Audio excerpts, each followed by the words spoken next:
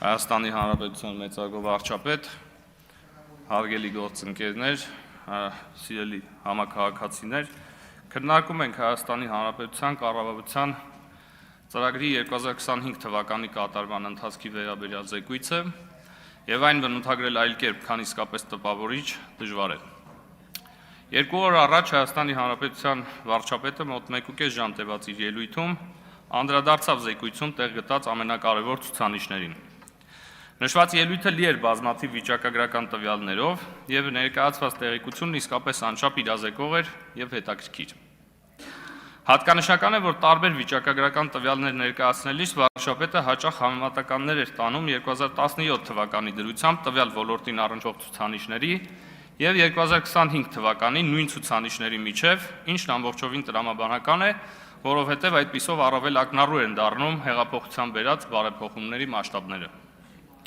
Հարգելի գործընկերներ, հաշվի առնելով, որ սույն զեկույցը քննարկվում է համապետական խորհրդարանական ընտրություններից ընդամենը 51 օր առաջ, եւ որ ըստ այդմ դժվար է գերագնահատել այս փաստաթղթի նախընտրական նշանակությունն ու կարևորությունը,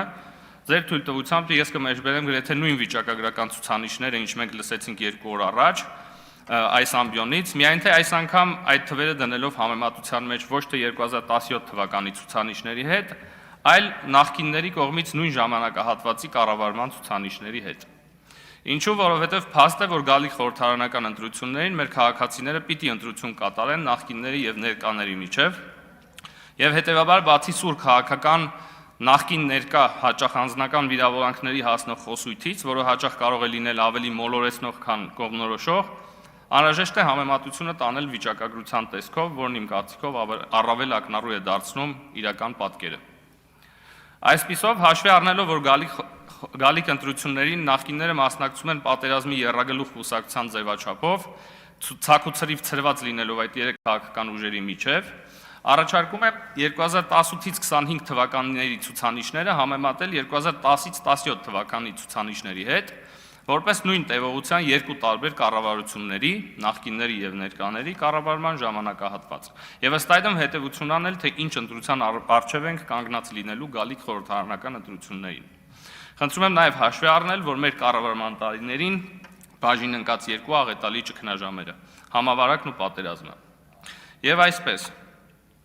ինչպես այդ արդեն նշվեց, 2018-ից 25 թվականներին Հայաստանի Հանրապետության ՀՆԱ-ն միջին աճը կազմել է 5.8%։ Նույն ժամանակահատվածի, այսինքն 10-ից 17 թվերի միջին վիճակագրական միջին ՀՆԱ աճը կազմել է 3.9%, այսինքն գրեթե 1.5 անգամ պակաս։ Եթե հանում ենք կոവിഡ് եւ պատերազմի տարիները եւ վերցնում ենք 21-ից 25 թվականները համեմատելով 12-ից 17-ի հետ, տարբերությունը դառնում է գրեթե 2 անգամ, 7.9 եւ 4.2։ 2010-ից 2017 թվականներին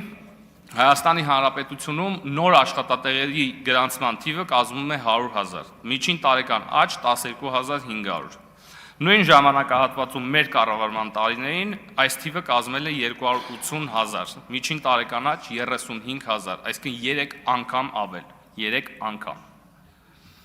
2010-ից 17 թվականներին Հայաստանի Հանրապետությունում կառուցվել է 1800 կիլոմետր ճանապարհ։ 2018-ից 25 թվականներին Հայաստանի Հանրապետությունում կառուցվել է 4735 կիլոմետր ճանապարհ, 2.6 անգամ ավել։ 2010-ից 17 թվականին ուշադրություն Հայաստանի Հանրապետությունում 0-ից կառուցվել է ընդամենը 18 դպրոց։ Վերանորոգվել կամ հիմնանորոգվել են 170-ը, ավելի ճիշտ վերանորոգվել։ Ինչպես արդեն գիտեք, այս տարվա վերջ Հայաստանի Հանրապետության նոր կառուցված դպրոցների թիվը անցնելու է 300-ը։ Ընդ որում հատկանշական է, որ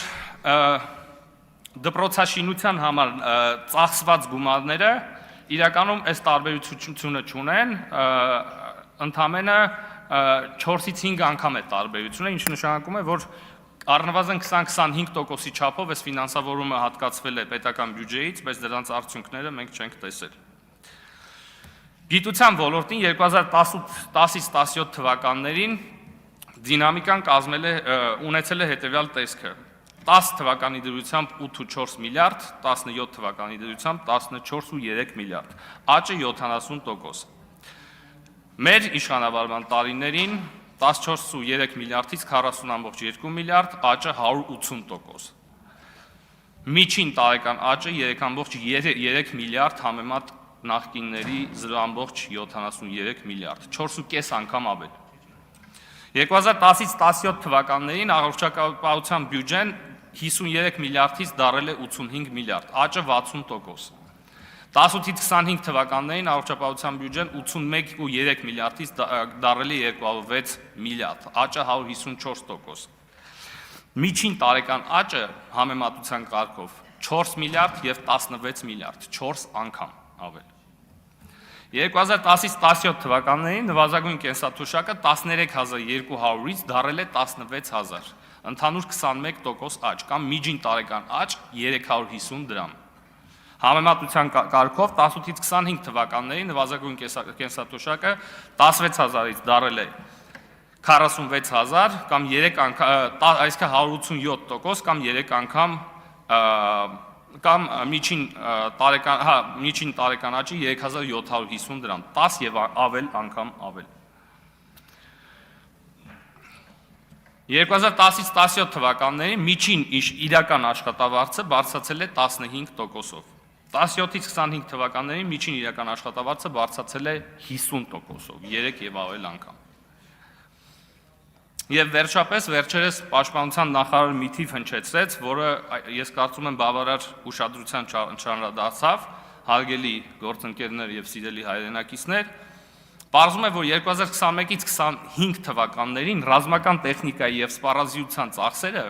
5.4 անգամ ավել են եղել, քան 98-ից 18 թվականների սպառազինության եւ ռազմական տեխնիկայի ձեռքբերման ծախսերը։ Այսինքն 20 տարվա հետ համեմատական է։ Սա նշանակում է, որ միջին տարեկան բյուջեն ավել է այս պայդրությամբ 22 անգամ։ Սա իհարկե նոմինալ արտահայտմամբ, իրական արտահայտմամբ կլինի 12 անգամ, ինչը պակաս տպավորիչ չէ։ Սիրելի հայրենակիցներ, պիտի նշեմ, որ զարգացած եւ զարգացող ժողովրդավարություններում վերը նշված ոլորտներում նույնիսկ 10-ից 20% առավելությունը մեկ քաղաքական ուժի մյուսի նկատմամբ ունենում է վճռորոշ նշանակություն ընտրությունների արդյունքների վրա։ Իսկ այստեղ, ինչպես նկատեցիք, խոսքը գնում է 2, 3, 5, նույնիսկ 10 անգամ ցուցանիշային առավելությունների մասին։ Բայց ի վերջո ինչ են մեզ ասում այս թվերը։ Այս թվերը մեզ ասում են, որ եթե գալիք ընտրություններին քվեարկեք եռագլուխ պատերազմի կուսակցության, այն է Սամվել Կարապետյանի, Ռոբերտ Քոչարյանի կամ Գագիկ Ծառուկյանի ղեկավարած քաղաքական ուժերից եւ որևէ մեկի օգտին, ապա Հայաստանի տնտեսությունը կաճի մոտ 1.5-ից 2 անգամ ավելի դանդաղ տեմպերով։ Հայաստանում աշխատատեղերի ավելացման աճի տեմպը 3 անգամ կընկնի։ Դուք կունենաք 3 անգամ պակաս վերանորոգված եւ հիմնանորոգված ճանապարհներ, սա էլ այն պարագայում, եթե ընդունենք, որ նախկինում ճանապարհաշինության համար հատկացված բյուջեն 100%-ով ծառայել է իր նպատակին, ինչն ակնհայտորեն չի համապատասխանում իրականությանը, եւ հետեւաբար այդ թիվը հավանաբար 3 չէ, այլ պայմանականորեն 10։ Դուք կունենաք 17 անգամ պակաս նորակառույց դպրոցներ, 17 անգամ։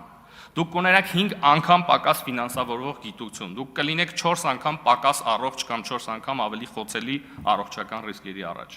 Դուք կունենաք 10 անգամ ավելի խոցելի սոցիալական անապահով բնակչություն։ Կստանաք 3 անգամ պակաս աշխատավարձ, կլինեք առնվազն 12 անգամ պակաս զինված եւ պակաս ուժեղ։ Դուք կլինեք 100%-ով պակաս խաղաղ, որովհետև ի թիվս վերը թվարկած բարիքների ճակերտների մեջ պատերազմի եռագլուխ կուսակցությունը խոստանում է մեզ բերել պատերազմ կամ պատերազմի անվերջանալի շարունակականություն։ Եվ վերջապես դուք կդադարեք լինել այս երկրի տերը, որովհետև ձեզանից կգողանան ձեր իշխանություն ձևավորելու իրավունքը Հայաստանը վերադարձնելով ընտրակեղծ ծառայության դարաշրջան։ Նրանք նույնիսկ ընդդիմության կարգավիճակում են փորձեր անում մեր քաղաքացիներին առուծախի առարկա դարձնել, դժվար չէ պատկերացնել իշխանության գալով ինչ դեր կվերապահեն ժողովրդին։